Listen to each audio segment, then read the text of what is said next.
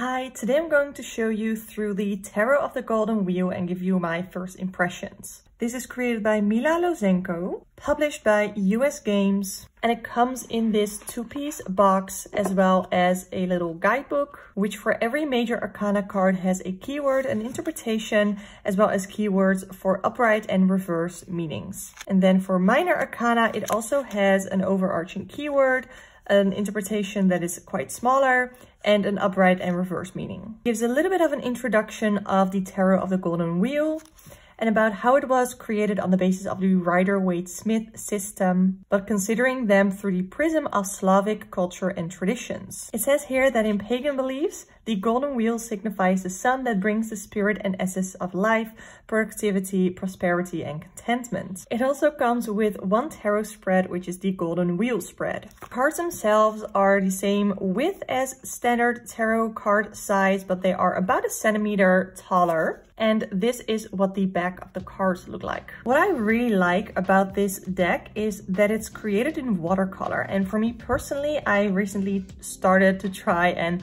work with watercolors myself.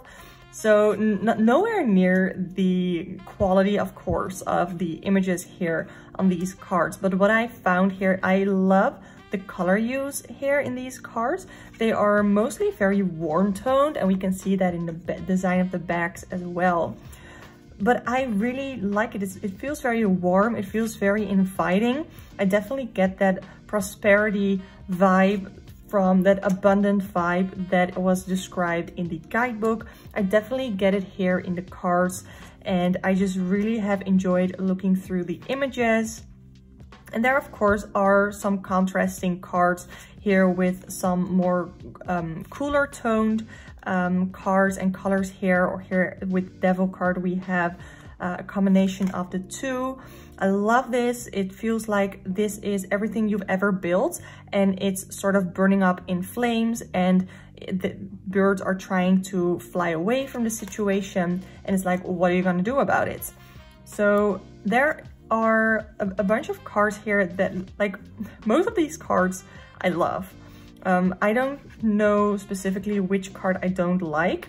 I love the dress, the fashion style here. It's not really, I mean, fashion is just, I use that word to overarch the clothing that they are wearing. I really like it. I feel like it's so well put together so far. Like I said in the beginning, these are my first impressions, but I really enjoy so far the vibe that I'm getting. When you look at this Four of Wands, it feels very inviting. I feel like I am very much welcomed by this deck, and I don't get that feeling with all the decks that I purchase, but this definitely gives me that feeling that I'm invited in. And at first I wasn't sure if I wanted to get this deck because I was afraid that it was going to compete with my Dreaming Way Tarot, but it absolutely does not. Though the Dreaming Way Tarot looks sort of similarly, it has more of the white borders, but it's also, I believe, painted in watercolors, or at least it looks very similar, like it is painted in watercolors. But this definitely has a totally different feel, where the Dreaming Way Tarot, in my experience and in my practice so far, I've seen it feel, I've had it feel like that is more a slap in the face. This one feels, like I said, way more inviting, way more warm. I definitely see this potentially becoming one of my favorites. This is such a beautiful image. I love the vibe of this card. But like I said, I definitely see this becoming one of my favorites. I like the eclipse here as a detail. So, and these cards are very RWS. This is still a dude with a bunch of wine, as Lisa Pepez would say, but I feel like it's done differently. Like there's different body positions. Can you say it like that? English is not my first language, in case you couldn't tell. I love it. What I do find with some of the some of the court cards, like right here, They are basically set in the same scene, but they are different characters. And I almost feel like, at one point I feel like it's lazy, but at other points I see that that makes sense, because you can be in the same environment and experience the same environment through a totally different lens. And that just depends on who you are and what sort of background and experience you have. So I find that to be really, really interesting. So we are already, I want to say, in the sword suit, and this is where we see more cool toned colors that I think go really, really well with the energy of the sword suit. So I love the colors here with the blue and the green. I think it's really, really, really well done. The 10 of Swords here, they don't hold back in how awful and the awful feeling that the card is supposed to give you, but it's not like unnecessarily horrible, if that makes sense.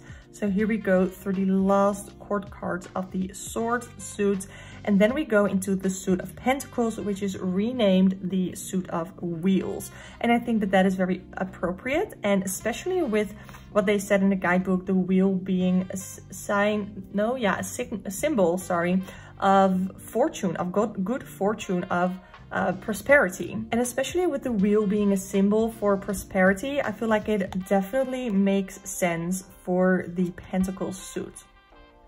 I love how warm and inviting these colors are. Even in the 5 of Wheels, we have this very somber looking, cool toned scenery, but then the people and the wheels here give that warmth that you want in, for example, the 5 of Wheels. This also looks really, really cute. I love this. I am in love with the imagery. There's no way around it. I feel like I already said this. I see myself. Oh, this is beautiful. I love the combination of pink and yellow. Absolutely stunning. However, I see this becoming one of my favorites, one of my go-tos, because I think this is going to be super, super easy to read with. But we will see in the sample reading. I haven't read with it yet. I've only, and here we have the last couple of court cards.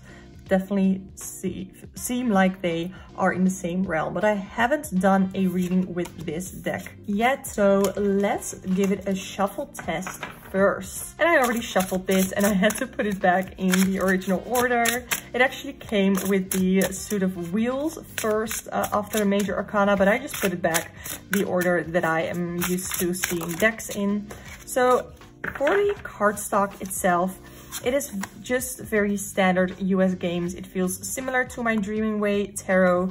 It doesn't have like texture to it, but it has a little bit of grip to it, so it doesn't slide all over the place. It definitely slides a little bit, like if I were to put it down, it slides a little bit. So there's that, but it's not like the super glossy cards that can happen to. So let's do an overhand, riffle shuffle. Okay, they are a little bit stiff, but they will definitely wear in, I think. They're also like, I have quite small hands and I have mobility issues, and now these are centimeter more in length than a standard tarot size. So these are about as long as a tarot card can be for me to be able to shuffle it. So let's now do a sample reading.